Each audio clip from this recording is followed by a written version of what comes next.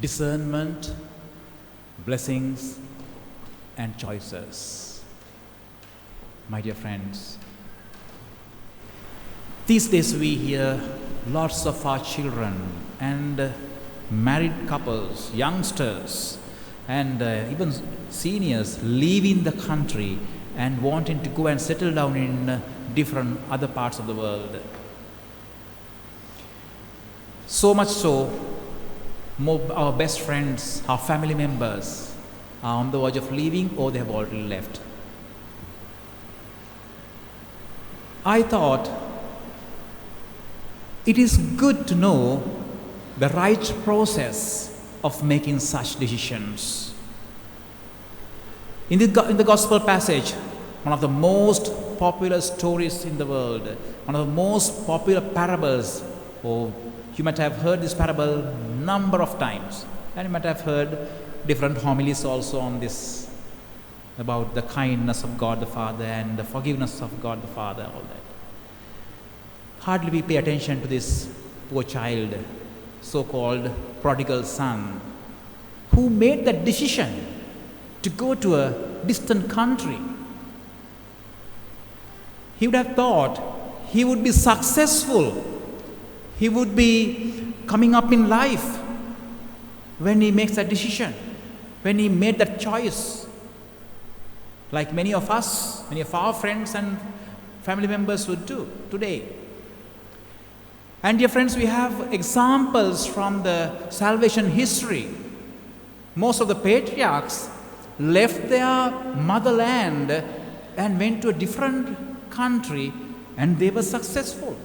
Starting from Abraham, he was called to leave his motherland, his family and tribe and everyone, and go to a different land. And he was successful. Look at Jacob. He left home, he left the family, and he was very successful. He had plenty of flocks when he came back from that land. Joseph had to go, but he was successful in a foreign land in Egypt. And like that, we have stories. And how come they became successful and this poor child collapsed, lost everything? What went wrong with him? He missed the process, right process of decision making. Look at the screen. Discernment, blessings, and choices. That's the right process and the steps. First, we need to sit down and discern in prayer whether I'm doing the right thing or is it the best solution for my life, for my future. If it is so, next thing we need to ask for blessings from God and from the family, from our loved ones. We need to take that step with the blessings from everyone around. Otherwise, what happens? The devil will take over the decision. Evil one will get you to get destroyed because it's not from God and you don't have God's blessings or the blessings of your family. You don't have anyone to back you up. Devil will take you over, and that's what happened to this child. And he got tempted in every way, and he gave in. He got himself destroyed.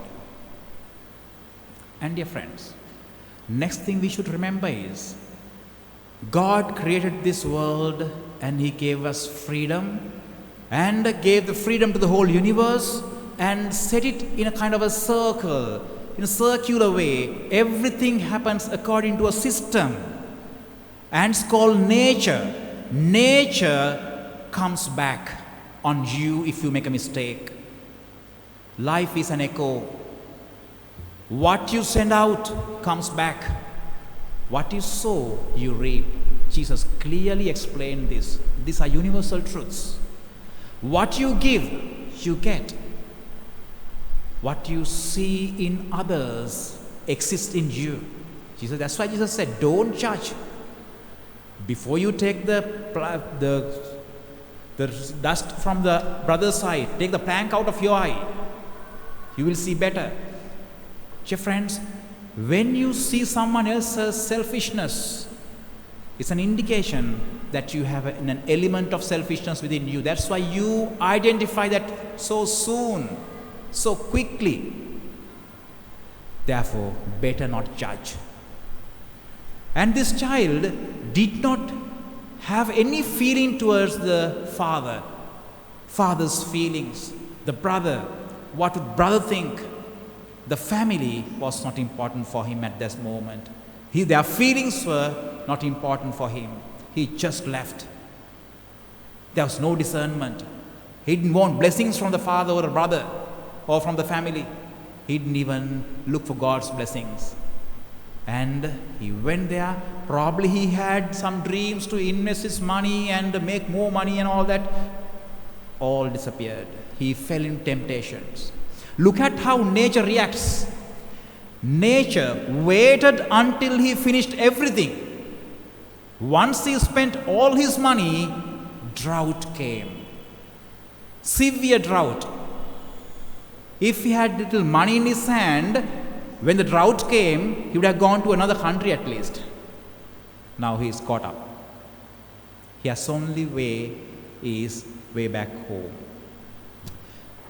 My dear friends, and again, last sentence of this quote, radiate and give love, and love will come back to you.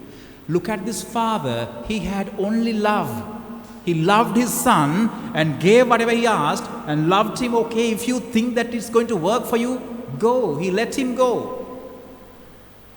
He loved, and love came back to him, not to the son. So dear friends, when we make decisions in our lives, whether to leave the country, leave the place, leave the family, or break up a relationship, or give up on a job, first things first, discern in prayer. People who discern always listen to the experts, get advisors, and pray over it and again for weeks and weeks, sometimes months and months. You pray over it and you let that idea percolate in your mind for some time, and then discuss the matter. Listen to the cry of your family and be sensitive to the feelings of the others. When everyone unanimously decide and bless you, make the decision. Make your choices thereafter. If you get the blessings from God because you have gone through the right discernment process, you will definitely get the blessings of God. And if you get the blessings, then you are going to be successful in whatever step you are going to take in your life. Whether you live in the country or living in another country or starting another project, in everything, God is going to be with you. Therefore, dear friends, let's keep this in our mind about our decision making. Discernment, blessings, and choices. Amen.